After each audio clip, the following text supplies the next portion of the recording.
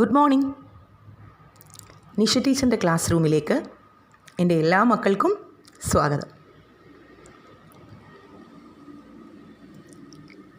Higher secondary computer science first year ക്ലാസ്സുകളിലാണ് നിങ്ങളിപ്പോൾ.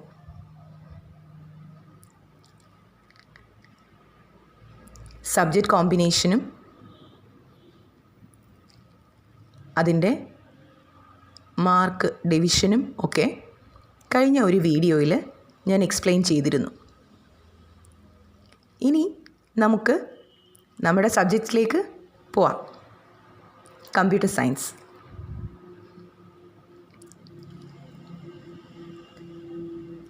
Computer സയൻസിൽ ഫസ്റ്റ് ഇയറിൽ 12 ചാപ്റ്റേഴ്സാണ് ഉള്ളത്. ആദ്യത്തെ ചാപ്റ്റർ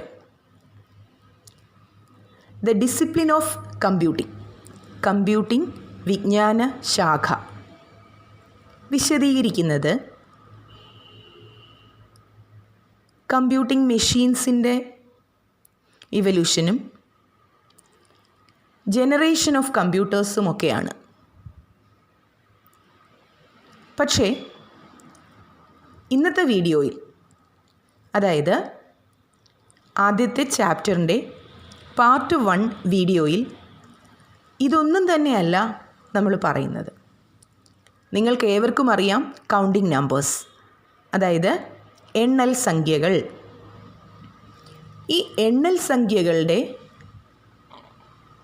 വളർച്ച അല്ലെങ്കിൽ അതിൻ്റെ ഇവല്യൂഷൻ എങ്ങനെയായിരുന്നു, ഇതാണ് നമുക്ക് ഇന്നത്തെ വീഡിയോയിൽ പറയാനുള്ളത്.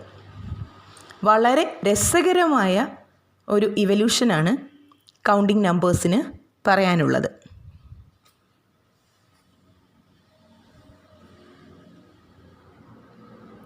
Counting and the evolution of the positional number system. എണ്ണലും സംഖ്യാസമ്പ്രദായത്തിൻ്റെ ക്രമാനുഗതമായ വളർച്ചയും. നമ്പർ സിസ്റ്റം അല്ലെങ്കിൽ സംഖ്യാ സമ്പ്രദായം. സംഖ്യകൾ ഉപയോഗിക്കാത്ത ഒരു കാലത്തെക്കുറിച്ച് അല്ലെങ്കിൽ സംഖ്യകൾ ഇല്ലാത്ത ഒരു ലോകത്തെക്കുറിച്ചൊന്ന് ചിന്തിച്ച് നോക്കൂ. ചിന്തിക്കാൻ പോലും കഴിയുന്നില്ല അല്ലേ നമ്മൾക്ക്? അങ്ങനെയാണെങ്കിൽ സംഖ്യാ സമ്പ്രദായത്തിൻ്റെ തുടക്കം അല്ലെങ്കിൽ നമ്പർ സിസ്റ്റം ആവിർഭവിച്ചത് ഈജിപ്ഷ്യൻ നമ്പർ സിസ്റ്റത്തിൽ നിന്നാണെന്ന് പറയാം. നമുക്ക് പഠിക്കാനായിട്ട് ആദ്യം ഉള്ള നമ്പർ സിസ്റ്റമാണ് ഈജിപ്ഷ്യൻ നമ്പർ സിസ്റ്റം, ഈജിപ്ഷ്യൻ സംഖ്യാ സമ്പ്രദായം.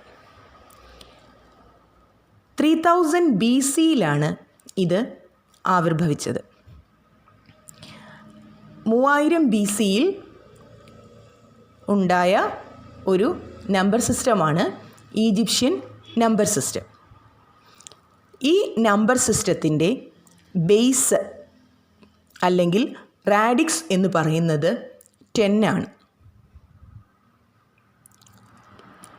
ഈ നമ്പർ സിസ്റ്റത്തിൽ നമ്പേഴ്സ് എഴുതുന്നത് റൈറ്റിൽ നിന്ന് ലെഫ്റ്റിലേക്കായിരുന്നു. നമ്മൾ നമ്പേഴ്സ് എഴുതുന്നത് ലെഫ്റ്റിൽ നിന്ന് റൈറ്റിലേക്കാണ്. പക്ഷേ ഈജിപ്ഷ്യൻ നമ്പർ സിസ്റ്റത്തിൽ റൈറ്റിൽ നിന്ന് ലെഫ്റ്റിലേക്കായിരുന്നു നമ്പേഴ്സ് എഴുതുന്നത്. ഇനി നിങ്ങൾക്ക് പിടികിട്ടിയിട്ടില്ലാത്ത ഒരു കാര്യം ഇതിനകത്തുണ്ട് അല്ലേ? ഏതാണ്? Base or radix. എന്താണത്? ഒരു നമ്പർ സിസ്റ്റത്തിൻ്റെ ബേസ് അല്ലെങ്കിൽ റാഡിക്സ് എന്ന് പറഞ്ഞാൽ ആ നമ്പർ സിസ്റ്റത്തിൽ ഉപയോഗിക്കുന്ന സിംബൽസിൻ്റെ എണ്ണമാണ്. അതായത് ഏതെങ്കിലും ഒരു നമ്പർ സിസ്റ്റത്തിൽ ഉപയോഗിക്കുന്ന സിംബൽസ് എത്ര എണ്ണമാണോ ആ നമ്പറാണ് അതിൻ്റെ ബേസ് അല്ലെങ്കിൽ റാഡിക്സ് എന്ന് പറയുന്നത്. Base or radix is the number of symbols used in A number system. നമുക്കൊരു എക്സാമ്പിൾ എടുത്ത് നോക്കിയാലോ? നമ്മുടെ ഡെയിലി ലൈഫിൽ നമ്മൾ ഉപയോഗിക്കുന്ന നമ്പർ സിസ്റ്റം, അതിലുപയോഗിക്കുന്ന അക്കങ്ങൾ ഏതൊക്കെയാണ്?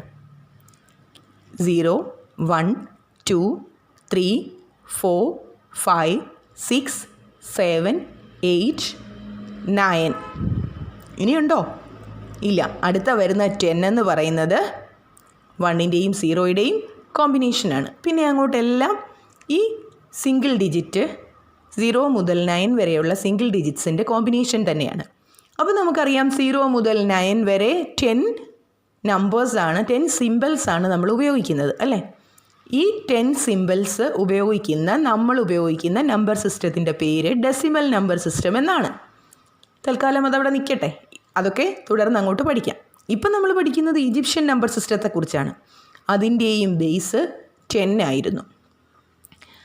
അവരും 10 സിമ്പിൾസ് ആണ് അവരുടെ നമ്പർ സിസ്റ്റത്തിൽ ഉപയോഗിച്ചുകൊണ്ടിരുന്നത്. അപ്പോൾ ബേസ് അല്ലെങ്കിൽ റാഡിക്സ് എന്ന് പറഞ്ഞാൽ എന്താണെന്ന് അറിയാമല്ലോ. ഒരു നമ്പർ സിസ്റ്റത്തിൽ ഉപയോഗിക്കുന്ന സിമ്പിൾസിൻ്റെ എണ്ണത്തെയാണ് ബേസ് എന്ന് പറയുന്നത്.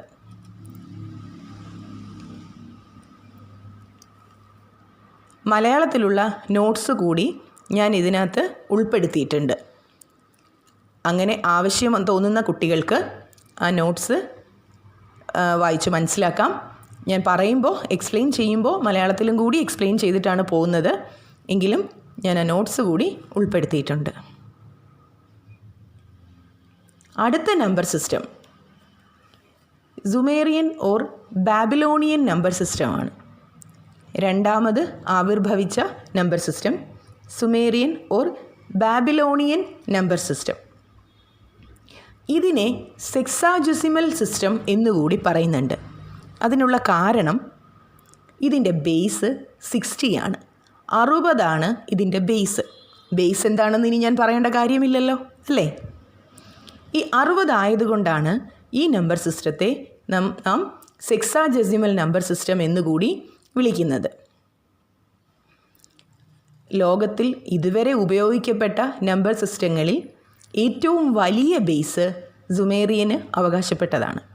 സുമേറിയൻ അല്ലെങ്കിൽ ബാബിലോണിയൻ നമ്പർ സിസ്റ്റത്തിൻ്റെ ബേസാണ് ലോകത്തിൽ ഇതുവരെ ഉപയോഗിക്കപ്പെട്ട നമ്പർ സിസ്റ്റത്തിലെ ഏറ്റവും വലിയ ബേസ്, അതായത് 60. ഈ നമ്പർ സിസ്റ്റത്തിൽ 0 എന്ന ഒരു കൺസെപ്റ്റ് ഇവർ ഉപയോഗിച്ചിരുന്നു. പക്ഷേ അതിനെ റെപ്രസെൻ്റ് ചെയ്യാനായിട്ട് ഒരു സിമ്പൽ ഉണ്ടായിരുന്നില്ല. അതുകൊണ്ട് ഇവരതിന് പകരം ഒരു സ്പേസാണ് ഉപയോഗിച്ചത്. അതായത് 0 റെപ്രസെൻ്റ് ചെയ്യേണ്ടുന്ന അവസരങ്ങളിൽ അവിടെ ഒരു സ്പേസ് ഇട്ടിട്ടാണ് അവർ ഉപയോഗിച്ചിരുന്നത്.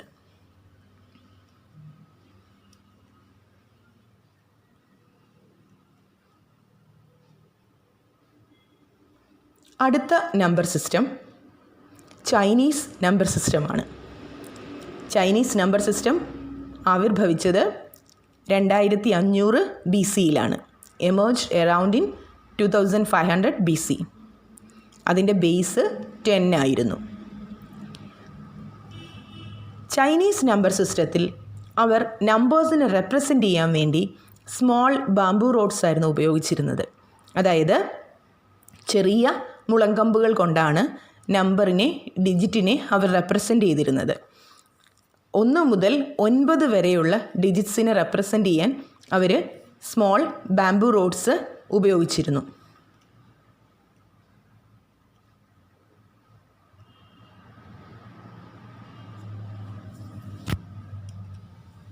അടുത്ത number system Greek or Ionian number system. Greek number സിസ്റ്റത്തെ അയോണിയൻ നമ്പർ സിസ്റ്റം എന്നുകൂടി അറിയപ്പെട്ടിരുന്നു. ഇത് ആവിർഭവിച്ചത് 500 BCയിലാണ്. ഇതിൻ്റെ ബേസും 10 ആയിരുന്നു.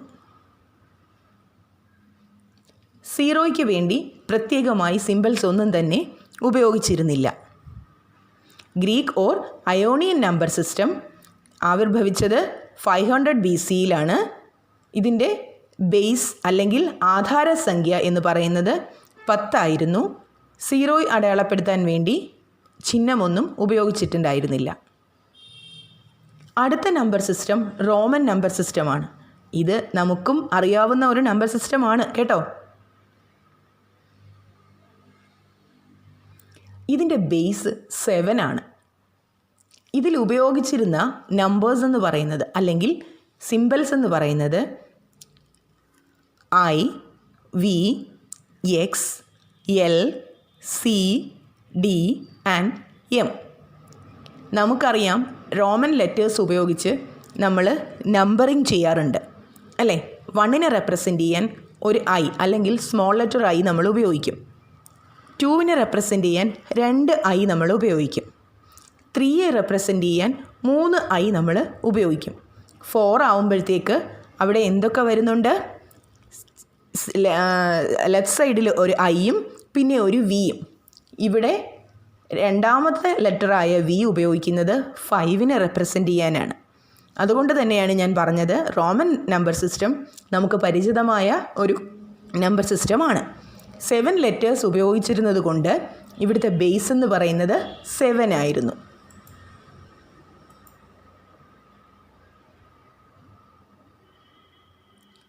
ഈ റോമൻ നമ്പർ സിസ്റ്റത്തിൽ അവർ ശാസ്ത്രീയമായി നമ്പേഴ്സ് ഉപയോഗിച്ചിരുന്നു. ശാസ്ത്രീയമായ കാര്യങ്ങൾക്ക് വേണ്ടിയിട്ടൊക്കെ നമ്പേഴ്സ് ഉപയോഗിച്ചിരുന്നു. റോഡും പാലം അങ്ങനെയൊക്കെയുള്ള പണികൾക്ക് വേണ്ടിയിട്ട് ഇവരിത് ഉപയോഗിച്ചിരുന്നു. അടുത്ത നമ്പർ സിസ്റ്റമാണ് മായൻ നമ്പർ സിസ്റ്റം, മായൻ സംഖ്യാ സമ്പ്രദായം. ഇതിൻ്റെ ബേസ് 20 ആണ്. വളരെ രസകരമായ ഒരു കഥ ഇതിൻ്റെ പിന്നിലുണ്ട്. എന്തുകൊണ്ട് ഇവർ ബേസ് 20 ആക്കി എടുത്തു? നമ്മുടെ കയ്യിൽ അതേപോലെ കാലിലും കൂടി ചേർത്ത് 20 വിരലുകളാണുള്ളത് അല്ലേ. കൈകാൽ വിരലുകൾ 20 എണ്ണമാണ്. എണ്ണാൻ വേണ്ടി കൈയിലെയും കാലിലെയും വിരലുകൾ ഉപയോഗിച്ചായിരുന്നു ഇവർ ആദ്യകാലങ്ങളിൽ എണ്ണിക്കൊണ്ടിരുന്നത്. അതുകൊണ്ടാണ് ഇവരുടെ നമ്പർ സിസ്റ്റത്തിൻ്റെ ബേസ് 20 ആയത്. അപ്പോൾ മായൻ നമ്പർ സിസ്റ്റത്തിൻ്റെ ബേസ് 20 ആണ്. അതുപോലെ തന്നെ ഇവർ ഈ നമ്പർ സിസ്റ്റം ഉപയോഗിച്ച് മെഷർമെൻറ്റ്സൊക്കെ ഗ്രേറ്റർ ആക്യുറസിയിൽ, അതായത് വളരെ കൃത്യമായ രീതിയിൽ മെഷർമെൻറ്റ്സ് നടത്താൻ ഈ നമ്പർ സിസ്റ്റം ഇവർ ഉപയോഗിച്ചിരുന്നു.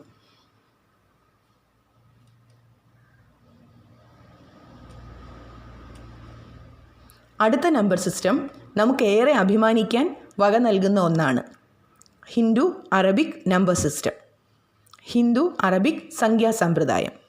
ഇത് ആവിർഭവിച്ചത് ഇന്ത്യയിലാണ്. ഇതൊരു പൊസിഷണൽ നമ്പർ സിസ്റ്റമാണ്. ഇതിന് 0യ്ക്കൊരു സിമ്പൽ കൂടി ഉണ്ടായിരുന്നു. 0 റെപ്രസെൻ്റ് ചെയ്യാൻ ഒരു സിമ്പൽ ഉപയോഗിച്ചിരുന്നു. അപ്പോൾ ഹിന്ദു അറബിക് നമ്പർ സിസ്റ്റം ഇന്ത്യയിലാണ് പിറവിയെടുത്തത്. ഇതൊരു പൊസിഷണൽ നമ്പർ സിസ്റ്റമാണ്. 0 റെപ്രസെൻ്റ് ചെയ്യാനായിട്ട് ഒരു സിമ്പൽ ഉപയോഗിച്ചിരുന്നു. കൂടാതെ ഇതിൻ്റെ ബേസ് എന്ന് പറയുന്നത് 10 ആണ്. നമ്മൾ ഇന്ന് ഉപയോഗിക്കുന്ന നമ്പർ സിസ്റ്റം ഇതാണ്. ഇതിൻ്റെ ആധാരസംഖ്യ 10, സ്ഥാനവിലക്രമമുള്ള ദശസംഖ്യാന സമ്പ്രദായം. ദശസംഖ്യാന സമ്പ്രദായം ആണ് ഡെസിമൽ നമ്പർ സിസ്റ്റം എന്ന് ഞാൻ പറഞ്ഞത്. 10 ആണ് ഇതിൻ്റെ ബേസ്. ഡെസിമൽ നമ്പർ സിസ്റ്റം ആയിരുന്നു ഹിന്ദു അറബിക് നമ്പർ സിസ്റ്റം എന്ന് പറയുന്നത്. ഇതൊരു സ്ഥാനവിലക്രമമുള്ള നമ്പർ സിസ്റ്റമായിരുന്നു. അതുപോലെ തന്നെ 0ന് ചിഹ്നം ഉപയോഗിച്ചു. ഈ നമ്പർ സിസ്റ്റത്തിൻ്റെ ഉത്ഭവം ഇവിടെ 0ത്തിൻ്റെ കണ്ടുപിടുത്തം ലോകത്തിനുള്ള ഇന്ത്യയുടെ ഒരു വലിയ സംഭാവനയായിരുന്നു. ഇന്ത്യയിൽ പിറവിയെടുത്ത ഈ നമ്പർ സിസ്റ്റത്തിൽ ആണ് നമ്മൾ 0ത്തെ ഉൾപ്പെടുത്തിയത്. അതുകൊണ്ട് തന്നെ 0 ലോകത്തിന് സംഭാവന ചെയ്തത് ഇന്ത്യയുടെ നേട്ടമായി കണക്കാക്കാം.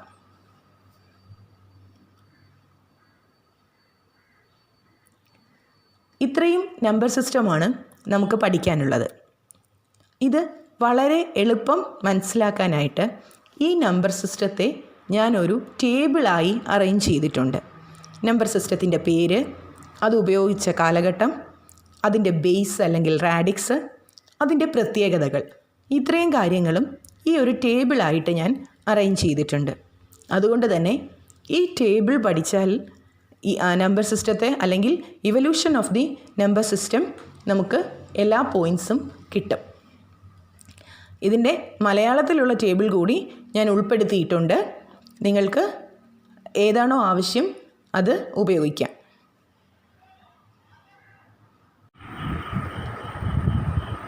നാം ഇന്ന് പഠിച്ച ടോപ്പിക്കിലെ, അതായത് counting and evolution of the positional number system, അതിലെ കുറച്ച് ആക്ടിവിറ്റീസാണ് തന്നിരിക്കുന്നത്. വളരെ ചെറിയൊരു ടോപ്പിക്കാണ് പഠിച്ചത്. അതിൽ നിന്ന് വളരെ കുറച്ച് ക്വസ്റ്റ്യൻസേ ഉള്ളൂ. ഇത് നിങ്ങൾ ആൻസർ ചെയ്ത് നോക്കുക. ഡൗട്ട്സ് എന്തെങ്കിലും, ടോപ്പിക്കിൽ ഡൗട്ട്സ് എന്തെങ്കിലും ഉണ്ടെങ്കിൽ കമൻറ്റ് ചെയ്യുക. അതുപോലെ തന്നെ എന്തെങ്കിലും അഭിപ്രായങ്ങളും, നിങ്ങളുടെ അഭിപ്രായങ്ങളും കമൻറ്റ് ചെയ്ത് അറിയിക്കുക. Thank you.